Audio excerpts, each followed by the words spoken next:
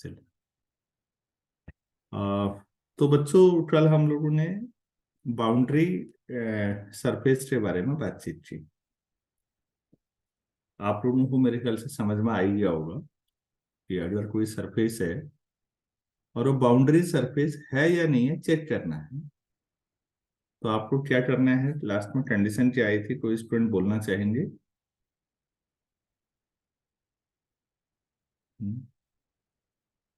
Del F upon del T plus U del F upon del x plus V del F upon del Y plus W del F upon del Z equal to 0। यही था sir. ये तब है जब अगर surface को हम इस तरह से दिखा रहे हैं, F capital F of X Y Z T equal to 0, बल्कि इसको 1 मान लें, उसको 2 कर लें। तो अगर ये आपके पास कोई सरफेस है और ये सरफेस इमेजिनरी ज्यादा हुई बच्चों, आप इसको ऐसे समझ सकते हैं कि आप कोई रबड़ बैंड पानी में डालें तो वो भी सरफेस है, फ्लेक्सिबल है। या कोई लंबा धागा बांध दे और उसे डाल दे पानी में, तो वो जो तैर रहा है तो उसकी काल्पनिक सरफेसेज है और वो फ्लेक्सिबल है, मतलब वो रिजिड बॉडी नहीं है। अब रिजिड नहीं है तो सरफेस का स्ट्रक्चर बदलता है, इसीलिए वो टाइम के साथ टाइम पर भी डिपेंडेंट है और स्पेस पर भी। तो एक्स वाई जेड और टी सभी का फंक्शन है। बच्चों यहां से छोटा सा कंक्लूजन ड्रॉ किया जा सकता है, आप लोग उसे नोट करके लिख सकते हैं। आ, पता नहीं पार्शियल डिफरेंशियल इक्वेशन आप लोगों ने कितनी पढ़ी है, और लेकिन अगर कोई इक्वेशन ऐसी है तो लैग्रेंज ने एक सब्सिडियरी इक्वेशन का ऑप्शन दिया है। तो एक नोट है छोटा सा, Lagrange is subsidiary equation. Subsidiary का मतलब सहायक। आप ऑक्सिलरी इक्वेशन बनाते थे, वैसा कुछ सब्सिडियरी इक्वेशन इज। तो बच्चों ये इस तरह से आएगा आपके पास। पहला टाइम का है तो डी टी अपॉन, दूसरा एक्स में D X upon D Y upon और डी जेड अपॉन। अब आप देखिए इनमें टाइम वाले का कोफिशिएंट 1 है, एक्स वाले का कोफिशिएंट यू है, वाई वाले का कोफिशिएंट वी है और जेड वाले का कोफिशिएंट डब्ल्यू है। ये आपके पास थर्ड इक्वेशन हुए। आप शुरू की दो टर्म को लेके सॉल्व करिए। लेग्रेंज सब्सिडियरी ऐसा पड़ा होगा बच्चों, मैं थोड़ा सा रिकॉल करा दूं। Capital P into small P plus capital Q into small Q equal to R. अगर आपके पास है तो आप लोगों ने ज्यादातर में ये सॉल्व किया होगा। P equal to D Y upon Q equal to D Z upon R. इस टाइप का आप लोगों ने सॉल्व किया होगा, जहां स्मॉल पी का मतलब होता है del z upon del x और स्मॉल क्यू का मतलब del z upon del y. ऐसा पढ़ा है आप लोगों ने? Yes sir. हम्म। तो बेटा ये इक्वेशन सॉल्व करते थे हम। तो यहाँ जो जेड होता था वो एक्स और वाई का फंक्शन है। इसी का जनरलाइजेशन ये है, थोड़ा बड़ा, जो अभी हमने बनाया। अब मैं पहली और दूसरी टर्म को ले लेता हूँ, take in first and second term.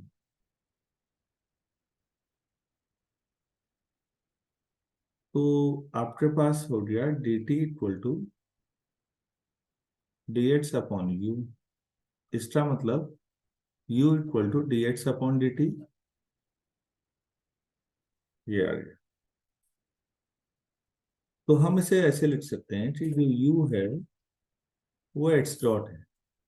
X dot का मतलब टाइम के रिस्पेक्ट में डिफरेंशिएशन। मैंने कल भी कहा था कि आप लोग डॉट और डैश का डिफरेंस देखिएगा। डॉट टाइम के रिस्पेक्ट में है, डैश पैरामीटर के रिस्पेक्ट में है। फिर आपके पास दिमाग में आएगा कि अच्छा ये पैरामीटर क्या भला होती है अभी। पैरामीटर और वेरिएबल मैंने आपको समझाए होंगे, दोनों वेरिएबल हैं, नाम से ही क्लियर है, दोनों बदलते हैं समय के साथ। लेकिन parameter curve to curve change होते हैं।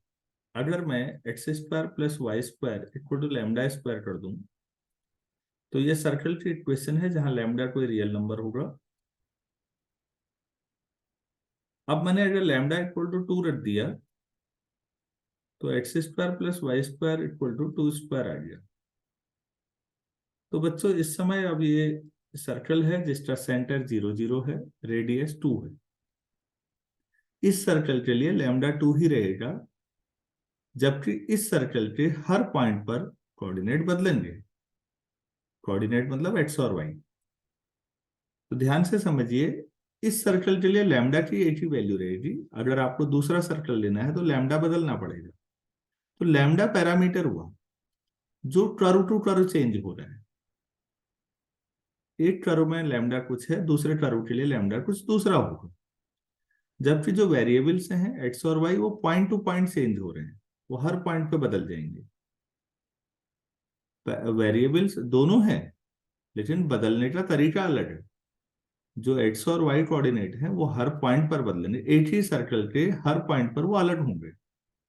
लेकिन एक ही सर्कल पर लैम्डा एक ही होगा, दूसरे सर्कल में लैम्डा बदलेगा। तो पैरामीटर वो है जो उस पर्टिकुलर कर्व के लिए तो वही रहेगा, दूसरे कर्व में बदल जाएगा। और कोऑर्डिनेट्स या जिनको जनरली वेरिएबल हम बोलते हैं, वो हर पॉइंट पे बदलेंगे। मैं समझा पा रहा हूँ आप लोगों को? Yes sir. पैरामीटर में और दूसरा क्या बताए, वेरिएबल्स। मतलब पैरामीटर भी वेरिएबल ही है, बदलने का तरीका अलग है। तो मैंने पहली क्वेश्चन, पहली दो टर्म ली, तो आपने देखा कि आपके पास u equal to x dot आ गया। तो ऐसे ही आप सिमिलरली क्या लिख सकते हैं, v sir equal v two is equal to Y dot और w is equal to Z dot. Check dot. तो डॉट हमेशा समझिए टाइम के रिस्पेक्ट में। तो हम यहाँ पर ये तब कर रहे हैं जब हम मान रहे हैं कि एक्स वाई जेड को हम टी का फंक्शन ले रहे होंगे, तभी डेरिवेटिव आएगा। Here X Y Z are considered as functions of a variable t, तभी ये सब हो रहा है, वेरिएबल टी। तो बेटा ये आपको ना बेसिकली पाथ के बारे में बता देता है। पार्टिकल का जो पाथ है, u इतना होगा dx अपॉन dt, v इतना होगा, और समय के साथ आपको बताया जाए तो पार्टिकल किस पाथ पे चल रहा है, ऐसा कुछ जानकारी हो जाएगी। तो लिखिए प्लीज इसको इधर से। आ, हम इसको ऐसे बना दो। बट दीज इक्वेशंस का मतलब ये वाले तीन इक्वेशंस हो गई हैं। ये आप इनको एक जो कहीं लिख सकते हैं। But these equations also give path. इसको ध्यान से समझिएगा, काफी जरूरी कंसेप्ट है। एक पाथ हो जरूर, पाथ्स लिखो ऑफ द पार्टिकल। कोई फ्लूइड पार्टिकल की बात हो रही है, ऑफ द पार्टिकल जब यूवी डब्ल्यू किसके होंगे, एक्स वाई जेड के particle, when u v w are given functions of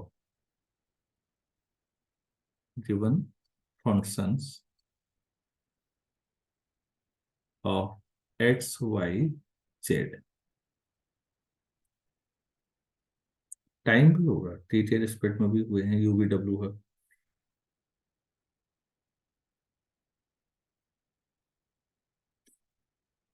तो बेसिकली ये पाथ लाइन के बारे में हमें बताएगा।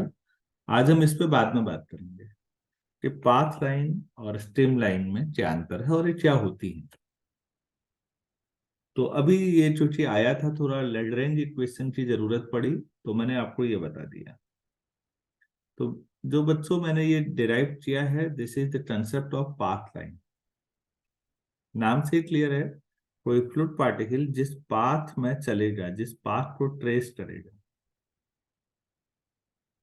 अब इसमें थोड़ा ध्यान दीजिएगा, पाथ में तो ऐसा भी हो सकता है कि आप रोड पे चलते हुए, या कई बार पहाड़ों में स्पेशली ऐसा हो जाता है कि फ्लूइड पार्टिकल कहीं पर घूम गया, पानी पूरा घूम गया, तो पता लगा वो पाथ उसने दोबारा ट्रेस कर दिया और फिर आगे गया।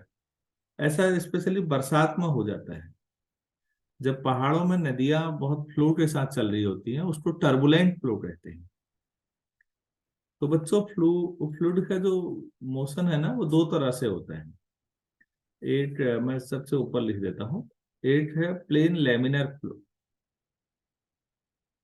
एक होता है लेमिनर फ्लो, दूसरा होता है टर्बुलेंट फ्लो। ये दो तरह के वो है। टर्बुलेंट फ्लो का मतलब ही होता है बहुत तेजी से, जब जब पहाड़ों में नदियां का वेग बहुत ज्यादा होता है, बरसात में भारी नदी का बहाव बहुत ज्यादा है, तो आप प्रेडिक्ट नहीं कर पाते कई बार। जिस पाथ पे आपने एक, मान लो ऐसे में पुल के ऊपर से कोई चीज डाली पानी में, मान लो आपने, आपके पास कोई पानी में बहने वाली लकड़ी के दो टुकड़े हैं, ताकि आप पहचान पाए, आपने डाला, और वो जो जिस पाथ पे गया, जरूरी नहीं है 2 मिनट बाद जो दूसरा लकड़ी का टुकड़ा डाला वो भी वही पाथ फॉलो करे। टर्बुलेंट का मतलब ही होता है कि उस समय पाथ वेरी भी कर जाता है। लेमिनर फ्लूइड ऐसा हुआ जैसे नदी शांत है बच्चों, और यह नहर में बह रही है, या छोटा आप सोच सकते हैं, और उसमें आपने एक फूल पत्ती डाला, और जिस पाथ को उसने ट्रेस किया उसी पाथ में 2 मिनट बाद भी चल रहा है। तो लेमिनर फ्लो जो होता है वो काफी प्रेडिक्टेबल होता है। आप उसमें भविष्यवाणी कर सकते हैं कि अभी ऐसा हुआ तो थोड़ी देर बाद भी शायद ऐसा ही कुछ होगा। टर्बुलेंट में प्रेडिक्शन बहुत डिफिकल्ट हो जाता है। कौन सा फ्लो लेमिनर है और कौन सा टर्बुलेंट है, इसके लिए एक आपने कभी फिजिक्स में पढ़ा होगा, रेनॉल्ड नंबर। रिनॉल्ड्स नंबर, एक जो नंबर है बेसिकली वो मोशन का सिंबल है, और बताया था कि इतने से इतना है तो ये लेमिनर होगा, इससे ऊपर हो जाएगा तो टर्बुलेंट हो जाएगा। हम लोग टर्बुलेंट पे ज्यादा अभी बातचीत करेंगे नहीं, केवल लेमिनर और कंटिन्यूअस फ्लो पे ही बात हो रही है, क्योंकि इक्वेशन ऑफ कंटिन्यूटी बनी है। हम बहुत सरल चीजें पढ़ रहे हैं बच्चों, मतलब ऐसा समझिएगा। तो हमारा ज्यादातर मोशन लेमिनर होगा, तो लेकिन जानकारी थोड़ी होनी चाहिए कि टर्बुलेंट फ्लो होता कैसा होगा, लेमिनर कैसा होगा। आप लोग मैक्सिमम बच्चे पहाड़ों से हैं, तो आप लोग तो समझ ही रहे होंगे, फिर भी दोनों में अंतर। और रिनॉल्ड नंबर पढ़ा होगा फिजिक्स में, नहीं पढ़ा है आप देख लीजिएगा। यहाँ तक बातचीत अगर समझ में आती है तो आगे बढ़ते हैं, या किसी को डाउट है तो वो बोलिएगा।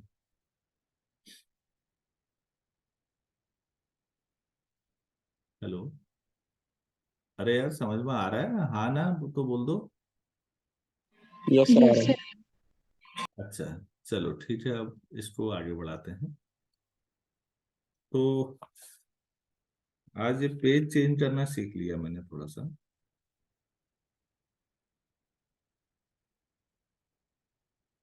अब मैं ये बता रहा था कि हाँ, बाउंड्री सरफेस पर मैंने क्वेश्चन कलेक्ट कराया था, मुझे लगता है थोड़ा और काम करने की जरूरत है। एक क्वेश्चन लिखिएगा प्लीज, मतलब so that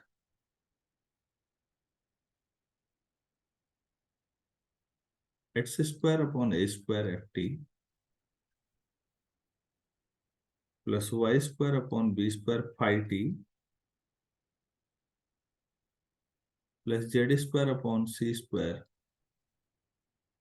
Sai T equal to 1,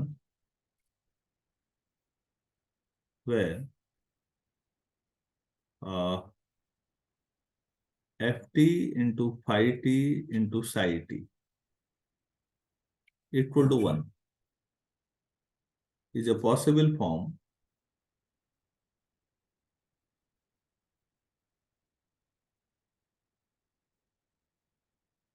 of the boundary surface of the boundary या बाउंडिंग सरफेस, बाउंडिंग सरफेस भी लिख सकते हैं, बाउंड्री सरफेस भी। तो ये एक पॉसिबल सरफेस है जहां ये कंडीशन दी गई है। तो आप लोग थोड़ा स्पीड में बताइए मुझे कि हमें क्या करना चाहिए।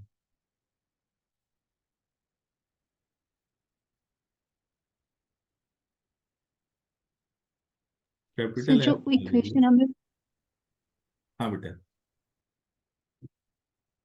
शो दैट जो दिया है उसे इक्वेशन में कन्वर्ट कर देंगे यहाँ पे इक्वल्स टू 0। हम्म, बढ़िया।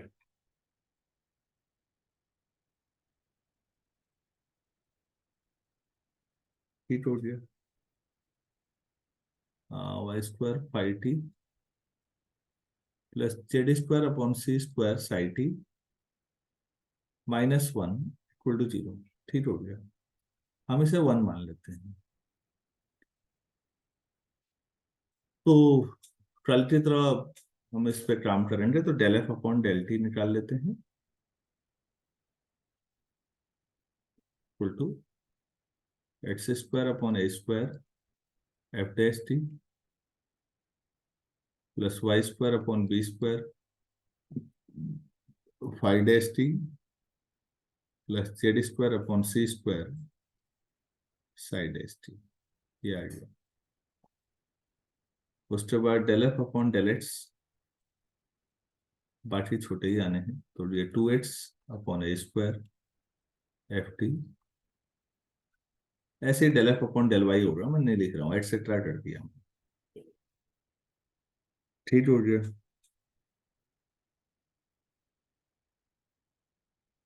नाउ हमें बाउंड्री सरफेस की कंडीशन पता है, तो del F upon del T plus U del F upon del x plus V del F upon del Y plus W del F upon del Z. Value रख देते हैं, तो ये हो जाएगा एक्स स्क्वायर अपॉन ए square dash T plus Y square upon B square phi dash T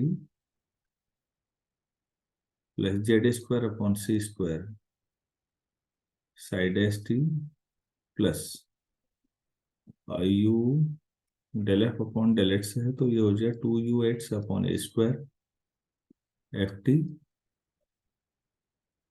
plus two b y upon B square phi T plus two डब्ल्यू z upon C square psi T equal to zero कर लेते हैं। अभी zero आया नहीं है, हम देख रहे हैं कि जीरो कब आएगा। तो अब क्या करना चाहिए, कल बताया था कुछ तरीका। यू के कोफिशिएंट को सेपरेट करेंगे फिर वी के कोफिशिएंट को सेपरेट हाँ, करके इक्वेशन बनाएंगे यू वी डब्ल्यू। यू का कोफिशिएंट है टू एक्स अपॉन ए स्क्वायर इंटू एफ टी। हमेशा प्रैक्टिकली उसको कॉमन ले लो, वाले यू अकेले रख लो, आसान पड़ेगा। ऐसा कोई नियम नहीं है, लेकिन ऐसा करके फायदा बहुत है। तो मेरा अनुभव है, मैं वो बता रहा था। तो यार पहले में और इसमें अगर यू आपने कॉमन ले लिया तो ये आ जाएगा x by two f dash t upon f T. ठीक है, कैलकुलेशन मिस्टेक हो सकती है, चेक करते रहना भाई। और ऐसे two v two v y नहीं, two y f five t upon B square common ले लेते हैं, तो v प्लस इसी और तरीके से होना चाहिए, तो यहाँ एक्स टी जो वाई आ जाना चाहिए phi dash t upon phi T plus x y two z psi t upon सी स्क्वायर,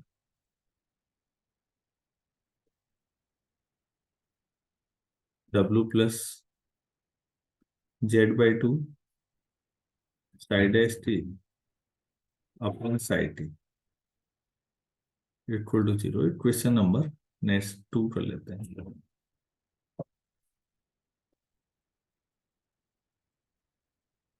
ठीक है, तो equation 2 is satisfied if equation 2 will be satisfied, ज्यादा अच्छा लैंग्वेज होता है, will be satisfied if u equal to minus x by two f dash t upon f T, ऐसे ही बाकी तो एटसेट्रा कर दे रहा हूं मैं, इतना लिख नहीं रहा हूं। तो ऐसे ही v मान लें, ऐसे ही w मान लें, अगर ये वैल्यू ले लेंगे तो ये सेटिस्फाई हो जाएगी। अब अगला सवाल, ये वैल्यू ले लेंगे, ऐसे तो दुनिया की हर इक्वेशन सेटिस्फाई कर देंगे हम, कुछ भी ले लें। लेकिन अगर बच्चों इक्वेशन ऑफ कंटिन्यूटी सेटिस्फाई कर दें यू वी डब्ल्यू की ये वैल्यू, तो ये वैल्यू लेना पॉसिबल है मतलब। तो देखते हैं इक्वेशन ऑफ कंटिन्यूटी सेटिस्फाई होती है या नहीं। तो मैं नेक्स्ट पेज पे जाऊं, नोट कर लिया आप लोगों ने या स्क्रीन से लो, स्क्रीन शॉट ले लीजिएगा, रजिस्टर नहीं हो पाया है, मैं आगे बढ़ रहा हूं।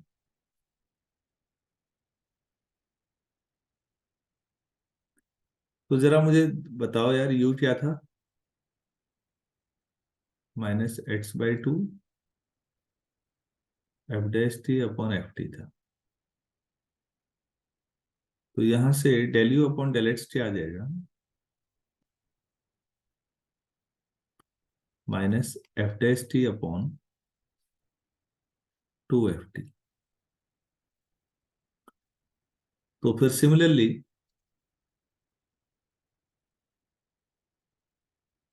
Del B upon del y क्या आ जाएगा बच्चों, minus minus five t five dash t upon two five t, और डेल डब्ल्यू upon del z minus psi dash t upon two Sai T. Now del u upon del x plus del B upon del y del डब्ल्यू upon del Z equal to, तो minus half सभी से common आ जाएगा, f dash t upon f T plus phi dash t upon phi T plus psi dash t upon psi T equal to minus half. क्या ये differentiation of log of f T into phi T into psi t है?